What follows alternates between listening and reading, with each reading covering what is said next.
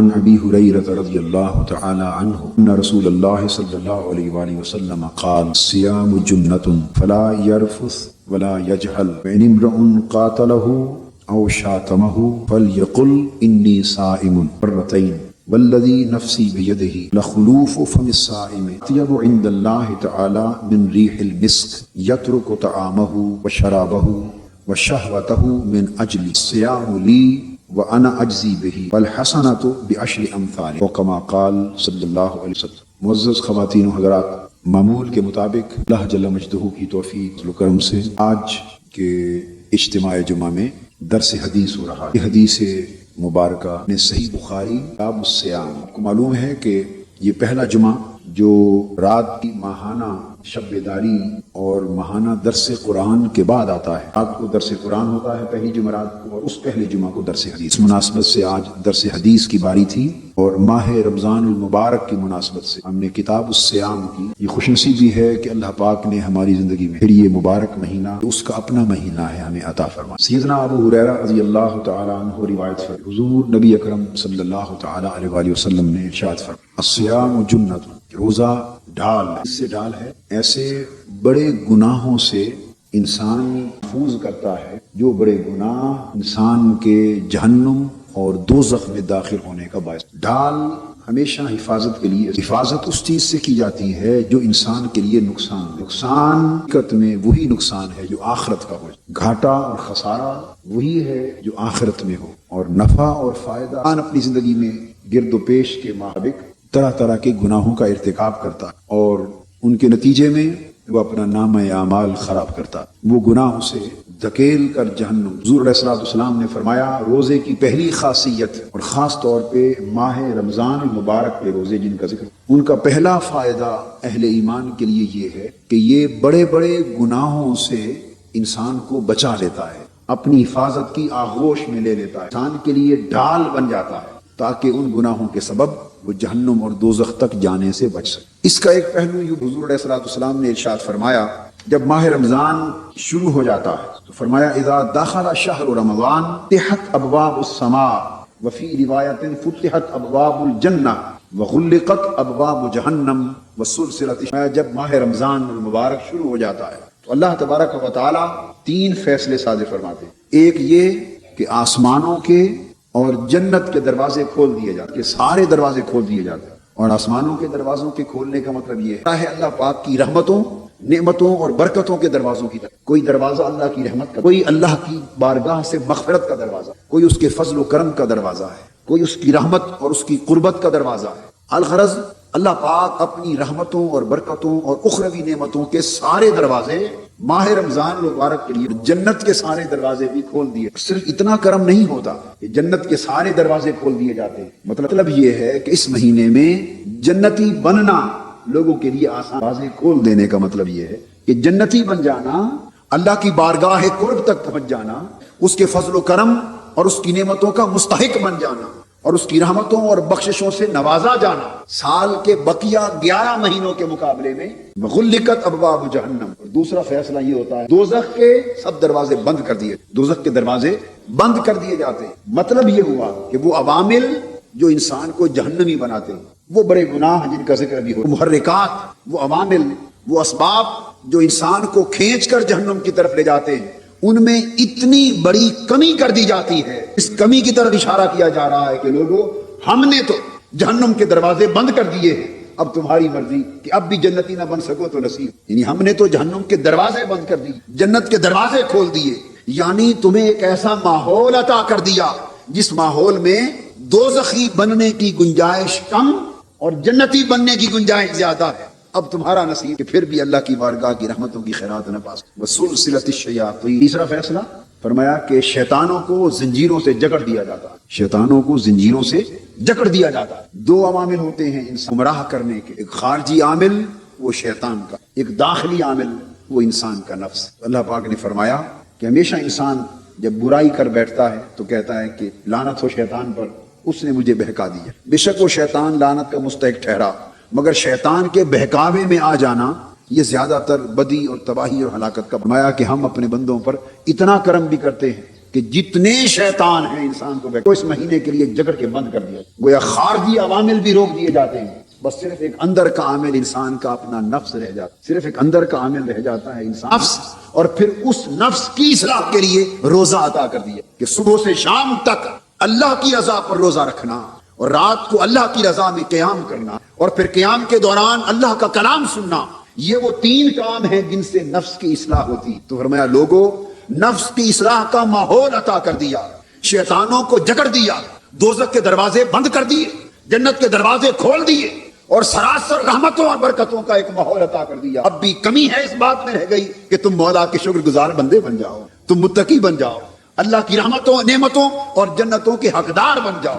اگر اب بھی نہ بن سکنی ہے قسمت اور محرومی اور کیا۔ وہ جو فرمایا نا کہ یہ روزے جو ہیں ڈھال ہیں، تو ڈھال کا مفہوم آپ سمجھ گئے دوسری حدیث سے کہ کتنے بچاؤ اللہ پاک نے ان روزوں کے مہینے میں عطا کر، اس لیے ان کو ڈھال کر دی، اور پھر انسان کو تلقین کی، تہذیب نفس کا سبق دیا جاتا۔ ماہ رمضان المبارک جہاں جہنم سے بچاؤ کی ڈھال بن گئے، بڑے گناہوں سے بچاؤ کے لیے ڈھال بن گیا، وہاں نفس کی تہذیب اور نفس کا تزکیہ اور اخلاق کی تعلیم و تربیت کا ماحول بھی ماہ رمضان میں عطا کیا۔ فرمایا فلا یرفث ولا یجهل، اے روزے دارو، چونکہ اب یہ میرا مہینہ آ گیا، سارے مہینے اللہ کے، وہ خالق ہے، سارے دن اسی کے، سب مہینے اس، مگر کتنا کرم ہے رب ذوالجلال کا اور اس مہینے کی عظمتوں کا اور اس مہینے کی نعمتوں اور برکتوں کی وسعت کا اندازہ اس امر سے لگائیے کہ وہ سارے مہینوں کا مالک ہے، مگر تخصیص کے ساتھ ایک مہینے کو چن کر فرماتا ہے۔ کیوں؟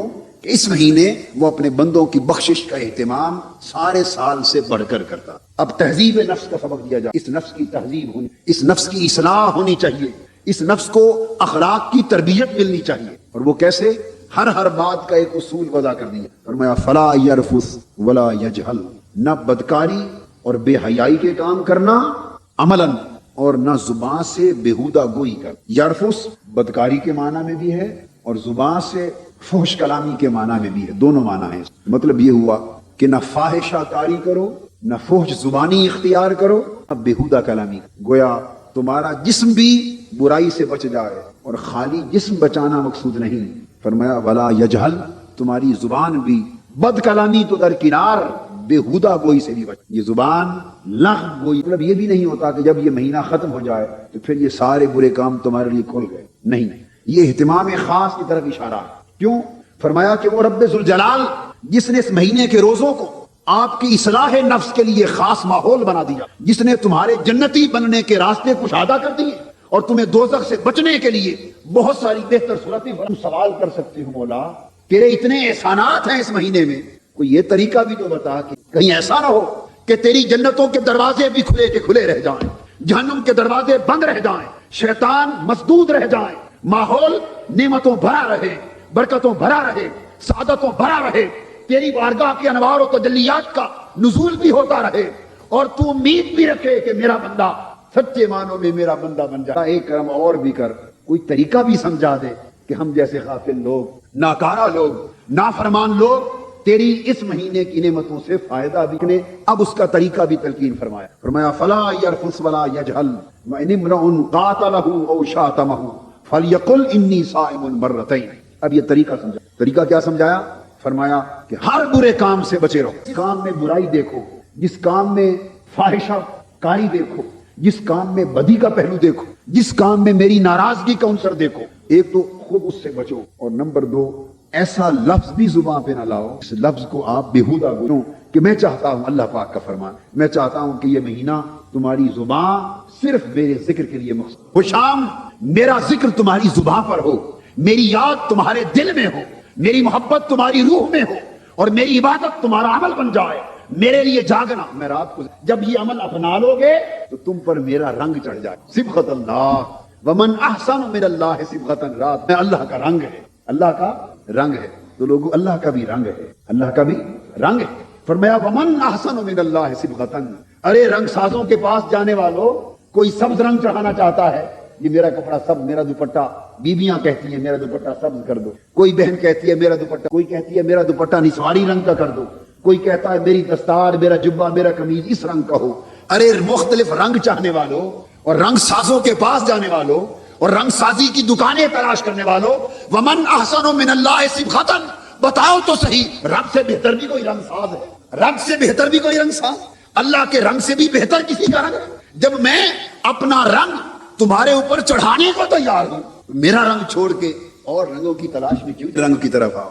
اور رنگ کیا ہے؟ ماہ رمضان میں اللہ کا رنگ چڑھتا ہے۔ اللہ کا رنگ اللہ کی صفتیں ہیں، اللہ کا رنگ اللہ کی صفتیں ہیں، اس کے اخلاق ہیں۔ تو صفت الہیہ کیا ہے؟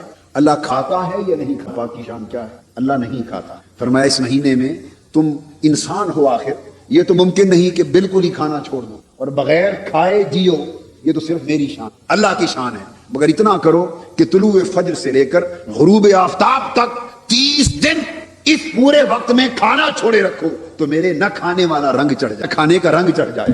پھر اللہ پاک سوتا ہے یا جاگتا ہے؟ جی، لا تأخذہ سنۃ ولا نوم، جاگنا اس کا رنگ ہے۔ فرمایا دن کو نہ کھاؤ تاکہ میرے نہ کھانے کا رنگ چڑھ جائے، راتوں کو جاگو تاکہ ساتھ جاگنے کا بھی رنگ چڑھ جائے، اور پورا مہینہ یہ مشق جاری رہے، دن بھر کھانے سے بند رہو۔ کوئی ایسا کلام کرتا ہے جو اس کی مان کے لائق نہ ہو؟ کرتا ہے؟ ہرگز نہیں کرتا۔ تو فرمایا فلا یرفس ولا یجہل، تم بےہودہ کلامی بھی چھوڑ دو، بےہودہ کلامی بھی چھوڑ دو، زبان پہ صرف اس کا ذکر، دن بھر اس کے نہ کھانے والا رنگ رہے، رات کو جاگنے کا رنگ رہے، اور پھر اس کا کلام تمہارے کانوں میں پڑتا رہے، نماز تراویح میں اس کا کلام سنو۔ پچھلی رات جب سحور کا وقت آئے تو مولا کی آوازیں آئیں، اور دل کے کانوں کو بھی بیدار کرو کہ تمہارے دل کے کان ماہ رمضان کی پچھلی راتوں کی یہ صدائیں اور یہ نغمات لاہوتی بھی سن سکیں، جب مولا اپنی پیاری پیاری آواز اپنے سوئے ہوئے بندے کو جگا رہا ہو اور کہہ رہا ہو میرے بندے اٹھ، ہے کوئی تیرا سوال مجھ سے کر لے، آج میں عطا کرنے گا، ہے کوئی بخشش کا طالب کوئی طلب کر لے، میں مغفرت عطا کر دوں۔ تو کتنے تعلق کی جہتیں اللہ سے قائم۔ فرمایا اگر پورا مہینہ اس طرح تم گزار لو تو میرے بہت سے رنگ تمہارے اوپر چڑھ جائیں، بہت سے رنگ چڑھ جائیں۔ تو یہ مہینہ رنگ تو چڑھاتا ہے، آگے برقرار رکھنا یا نہ رکھنا یہ مرضی کی بات ہے، کچا رنگ چڑھ جائے یا پکا رنگ چڑھ جائے، جو چڑھے اتر جائے تو وہ کچا چڑھا، اور جو چڑھے اور پھر نہ اترے۔ اس مہینے میں اپنی روح کی چنری رنگوا لو، روح کی چنری رنگوا لو، بڑا اچھا رنگ ساز ہے، وہ موج پر آیا ہوا ہے، اس کا مہینہ کرم کی جولانیوں پر ہے۔ طریقہ کیا ہے؟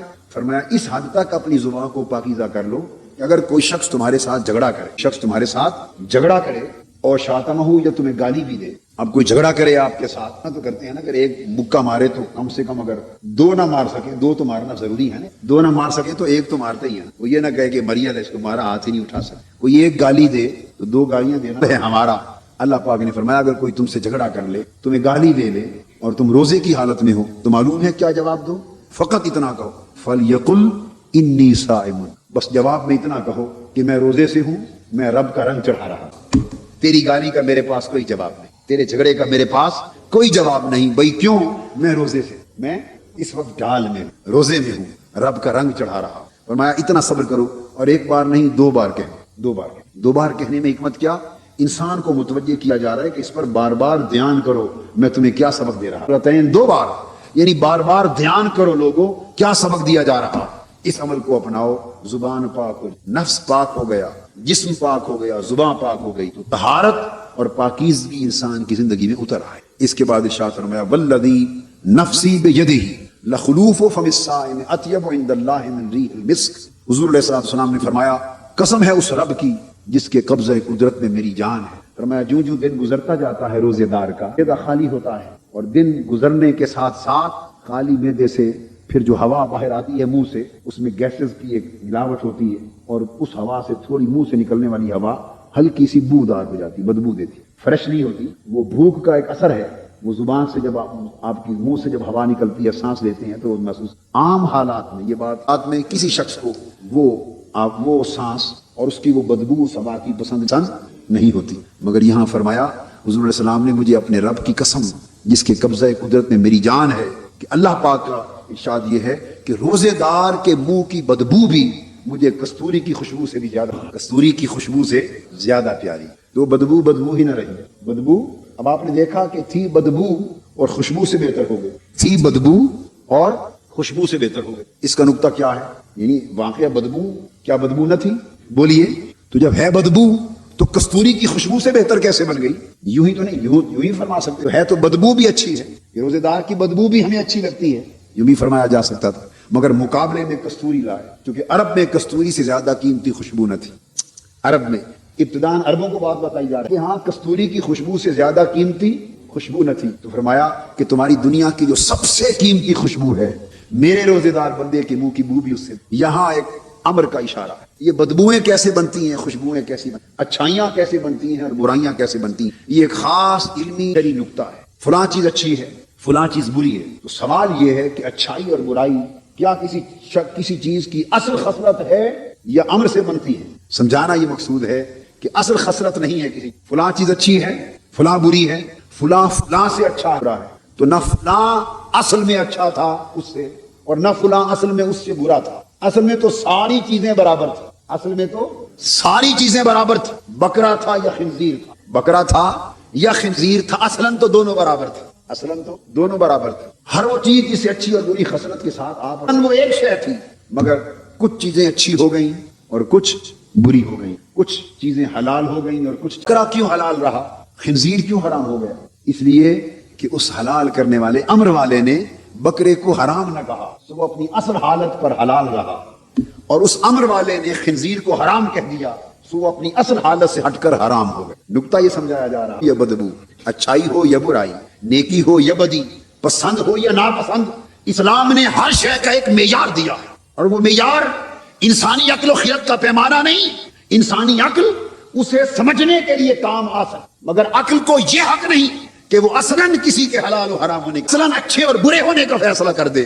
یہ حق صرف مولا کے امر، اللہ کے امر کا حق ہے، اس کا امر ہے۔ بس جب اس کا امر ہو گیا، کوئی چیز اچھی ہو گئی، امر ہو گیا تو ٹھیک۔ یہاں واقعہ میں سمجھاتا ہوں، سیدنا آدم علیہ السلام کو اللہ پاک نے ان کی تخلیق کے بعد فرشتوں کو حکم دیا کہ آدم کو سجدہ کرو۔ اب امر سے کس طرح دین کے احکام دیا، اذ قلنا للملائکۃ اسجدوا لآدم فسجدوا الا ابلیس، اور یاد کرو وہ وقت جب ہم نے تمام فرشتوں کو حکم دیا کہ آدم کو سجدہ کرو، اور سب نے سجدہ کر دیا سوائے ابلیس۔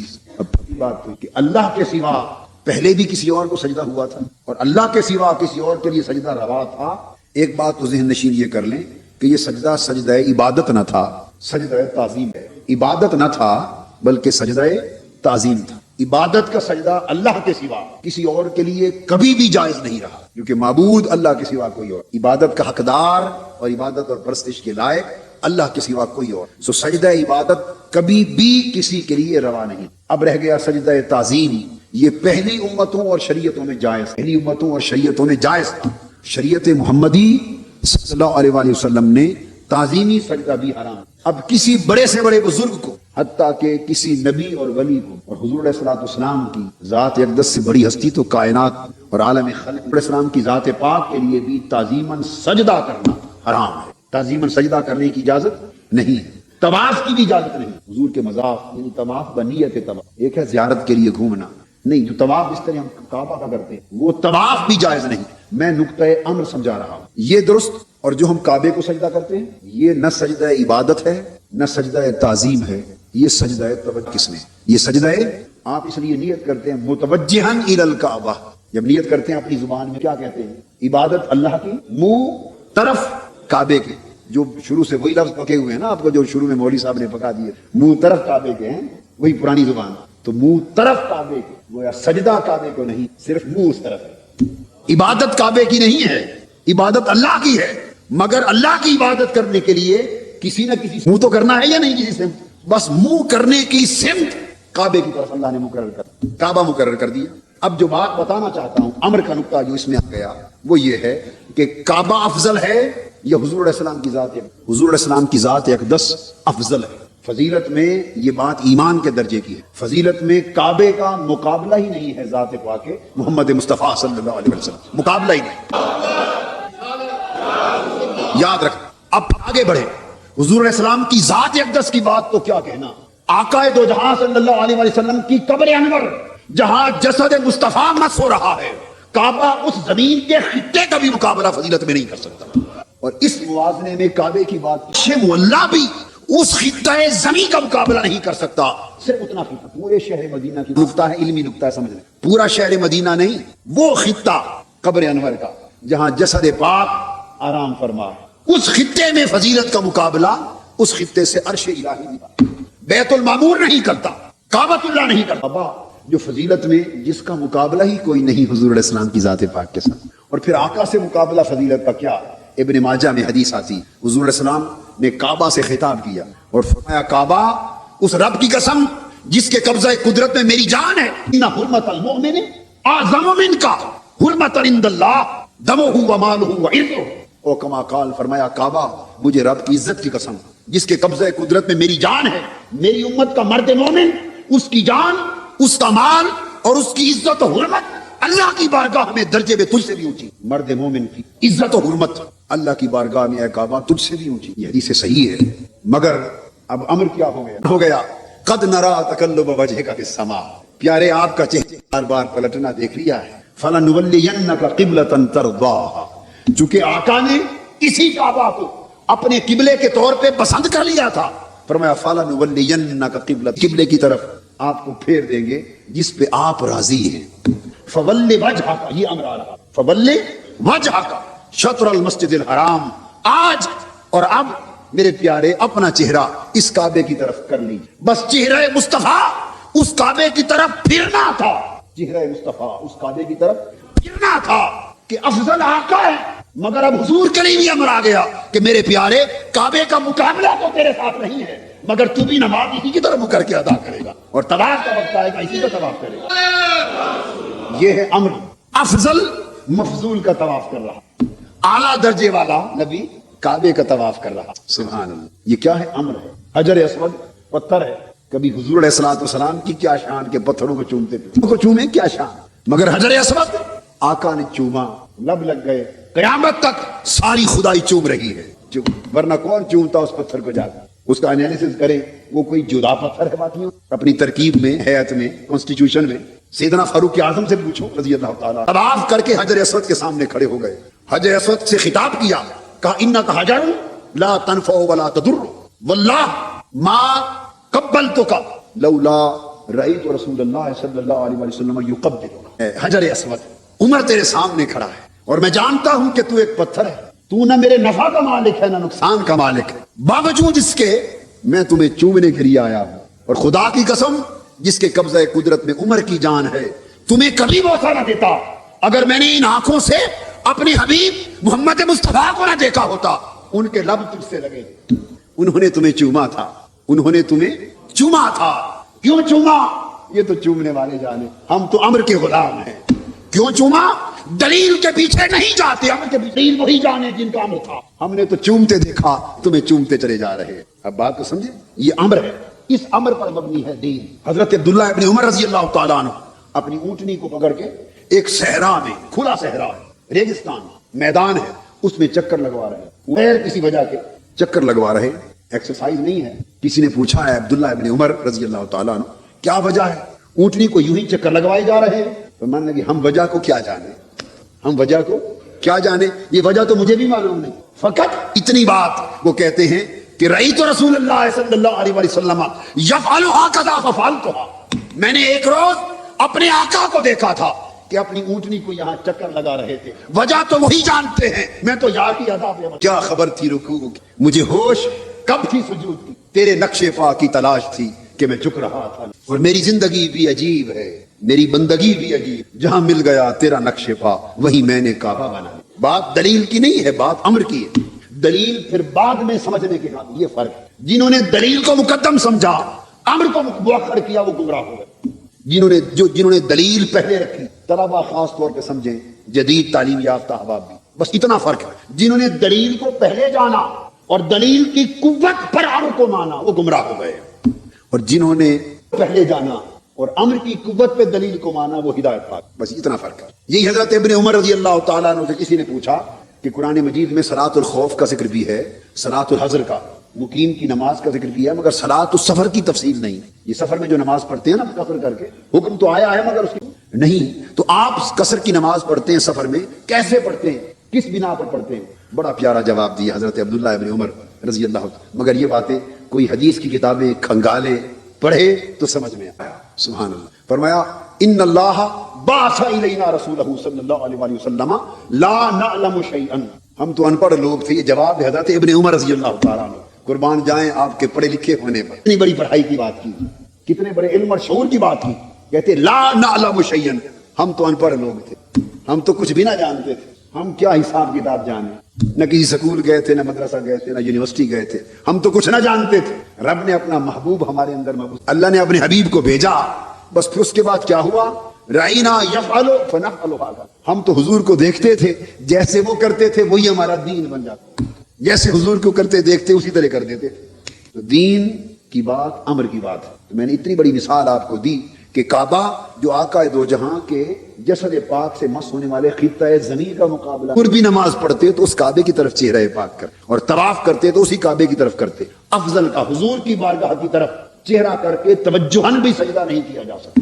اب آپ چاہیں کہ سجدہ تو اللہ کو کریں، عبادت اللہ کی کریں، مگر جیسے کعبے کو قبلہ توجہ بناتے ہیں، یہ حضور علیہ السلام کی قبر انور کو قبلہ توجہ بنا لیں، سجدہ رب کو کریں، یہ بھی حرام ہو، کیونکہ امر کے خلاف۔